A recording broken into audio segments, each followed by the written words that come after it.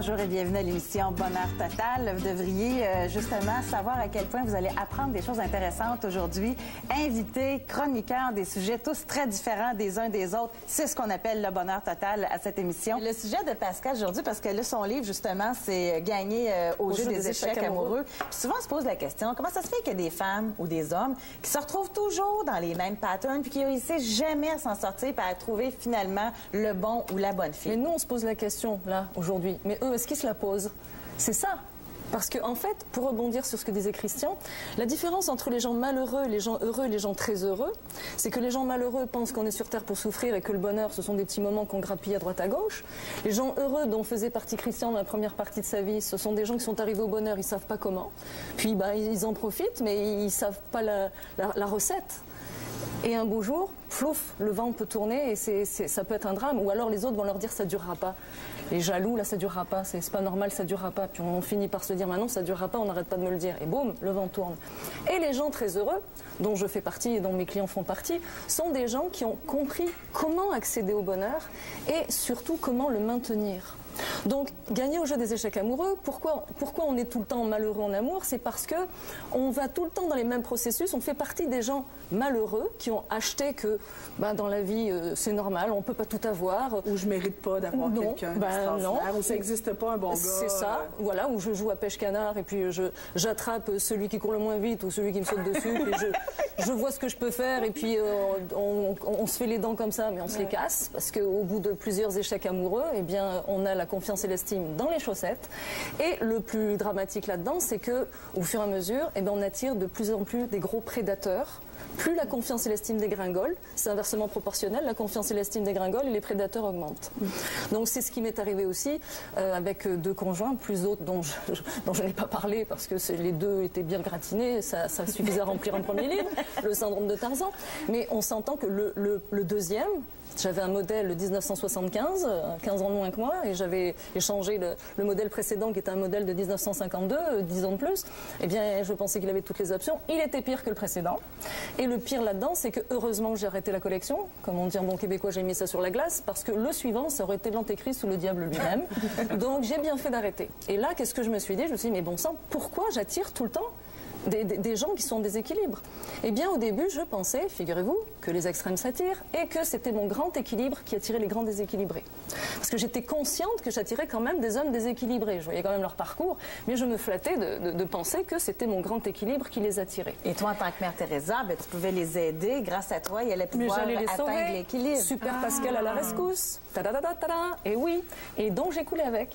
Et le jour où j'ai commencé à faire un bilan, et je me suis dit, mais ces hommes-là, ils avaient un problème. Puis je me suis dit, mais moi aussi j'avais un problème. Et quand j'ai compris que le dénominateur commun entre tous les névrosés que j'avais attirés, c'était moi, là j'ai compris la solution.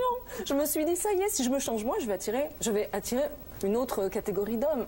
Et là a commencé mon travail de réflexion. Mais déjà en partant, parce que je trouve ça intéressant ce que tu dis, quand tu es dans un état, parce que souvent là, on juge en plus. Qu'est-ce qui fait qu'une femme, tu en discutais, qui était violentée par un conjoint, elle le quitte finalement, bravo, mais le prochain qu'elle rencontre, ça en est un autre. Ou comme l'alcoolisme. Souvent, on voit une femme qui était avec un alcoolique, le quitte, en retrouve un autre pareil, mais c'est parce que c'est à cause de l'estime de soi qui est à son plus bas, parce qu'elle se dit, hey, lui, qui a une vie super rangée, super à mon goût, il m'aimera jamais moi, donc j'ose même pas essayer de le courtiser. C'est un peu ça. C'est ça. Et il y a ce que j'appelle le site Internet subliminal, c'est notre aura.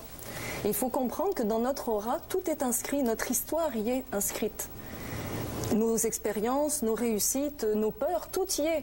Et puis, vous savez quoi, on ne peut pas mentir à travers un clavier comme sur les fiches de réseau contact. Voyez-vous, là, c'est la vérité. Donc, du coup, on va attirer ce que l'on est. Donc, si vous êtes en déséquilibre affectif, vous allez attirer une personne en déséquilibre affectif, c'est immanquable. Donc, les gens qui viennent dans mon bureau et qui me disent, c'est ma faute, c'est ma très grande faute, ils se tapent sur la tête, j'ai tout raté avec mon conjoint, je suis à moins que rien, c'est elle ou lui qui me l'a dit. Puis moi, je ris. Je dis, attendez, là, parce que... Ah, mais en plus, il me disait, lui, il est équilibré, c'est moi qui ne suis pas équilibré. Donc je ris, et puis je dis, écoute, c'est 50-50, vous êtes au même niveau. Puis ça, ils ont du mal à se le rentrer dans la tête parce que l'autre leur a fait croire que le déséquilibré, c'était celui qui vient me voir. Donc en partant de ça, quand vous comprenez que vous attirez ce que vous êtes, c'est là qu'on peut commencer à changer les choses. Moi, j'ai travaillé pendant 10 ans sur moi, parce que j'ai passé les 40 premières années de ma vie à la détruire, les 10 dernières à la reconstruire. Alors, on me demande pourquoi je suis célibataire depuis 10 ans. C'est parce que j'ai très bien compris qu'on attire ce qu'on est. Je l'ai payé assez cher. J'ai payé cher, mais j'ai compris. Donc, je travaille sur moi. Et j'ai reconstruit ma fierté sociale, professionnelle et financière parce que je veux attirer quelqu'un de bien. Et je veux être quelqu'un de bien pour ça.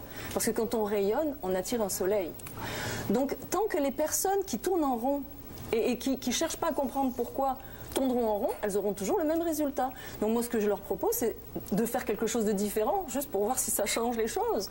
Donc de commencer à réaliser que le choix d'un conjoint ou d'une conjointe, c'est une stratégie, ce n'est pas un jeu de hasard ni une roulette russe.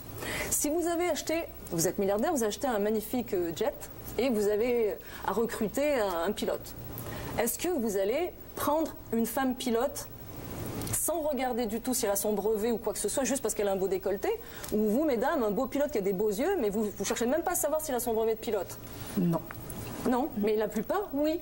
Parce qu'elle a un beau décolleté, parce qu'il a des beaux yeux, on le met aux commandes, et qu'est-ce qui se passe? On décolle, et combien de temps ça met avant de cracher? C'est très rapide. Donc c'est ce que je conseille, regardez votre tableau de bord comme un pilote d'avion, et s'il y a des voyants lumineux rouges qui clignotent, débarquez. Moi, là, mon tableau de bord, c'était un sapin de Noël. Mais sauf que j'ai pas débarqué parce que je ne savais pas, j'avais pas encore lu les livres de Pascal Piquet. Donc je ne savais pas qu'il fallait débarquer. Moi je me disais je vais les sauver. Et mon propre père, la veille de mon mariage, m'a dit mais tu réalises ce que tu fais? J'ai dit mais oui papa, mais oui.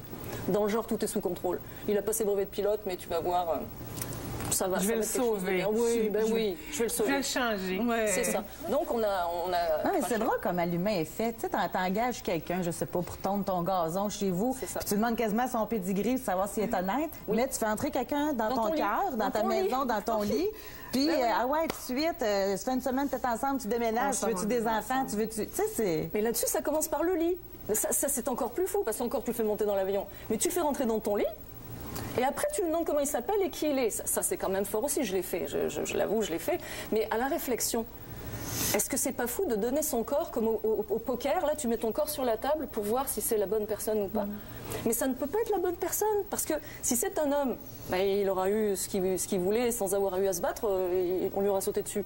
Hein, si on enlève à l'homme son instinct de conquérant, qu'est-ce qu'on devient?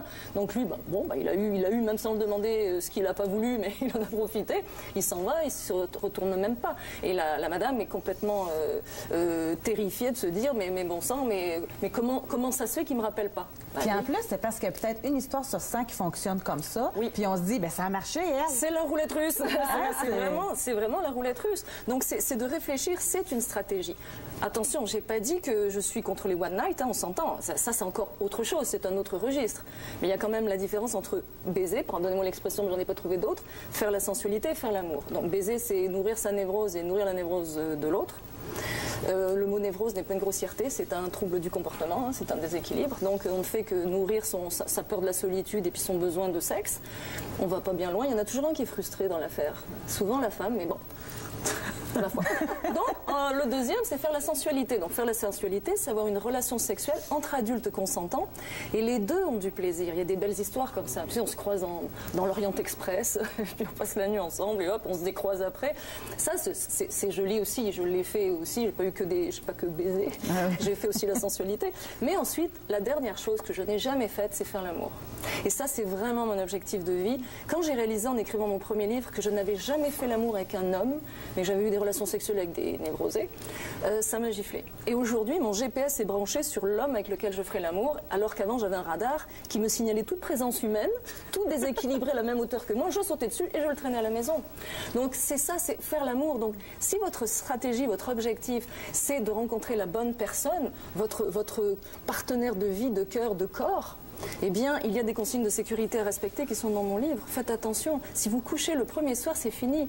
Que pensez-vous de laisser monter la complicité, de laisser monter le désir? Le meilleur moment, c'est quand on monte les marches. Donc laisser monter le désir d'être en confiance avec la personne. Mais je sais pas pourquoi tout le monde est stressé. Hein? On dirait que la nouvelle génération l'est encore davantage. Mais on est pressé de sauter sur le beefsteak parce qu'on a peur qu'il s'échappe. Mais Pascal, après 10 ans, là, tu commences pas à être un peu comme impatient. Ça fait ça en général, c'est la réaction que j'obtiens en général. Oui. Non, mais... Non, au contraire. T'es pas un peu impatient? Absolument pas, au contraire. Les 2 premières années les plus dures. J'ai le temps. Oui, je me rappelle plus. J'ai le temps. Je veux faire l'amour avec un homme. Donc pour moi, c'est tellement installé dans ma tête. Et cette croyance que je vais le reconnaître, son site internet subliminal, je vais le reconnaître tout de suite et vice-versa. Le coup de foudre, c'est pas le coup de foudre qui est dangereux, c'est les gens foudroyés. Si ce sont des gens en déséquilibre affectif qui sont foudroyés, on est parti pour un tour, là, et puis pour un mauvais tour, là, les montagnes russes, c'est la totale, je l'ai fait. Mais quand ce sont des personnes équilibrées qui ont un coup de foudre, c'est qu'elles se reconnaissent vraiment en étant sur la même longueur d'onde, les mêmes croyances, les mêmes valeurs. Puis ça va être un très beau Josée, je l'entends, estime de soi, tout à fait. Pouvoir des mots. On bâtit comme parents l'estime de soi. Lui, échec au bonheur par une circonstance qui est complètement extérieure à lui, a dû rebâtir son bonheur, donc rebâtir son estime par rapport à vivre. Donc, finalement... Confiance et estime, c'est là-dessus que je travaille avec mes clients. Merci, Pascal. Avec plaisir. Nous sommes tous des rois et des reines. Les pions, les fous, les tours, les cavaliers. Il faut les jeter de l'échiquier. Alors, c'est notre mot de la fin. Merci beaucoup tout le monde d'avoir participé à cette émission Bonheur Total. Inscrivez-vous sur notre page Facebook. D'ailleurs, devenez nos amis. Ça va nous faire plaisir de vous lire. Alors, passez une belle fin de semaine. Au revoir.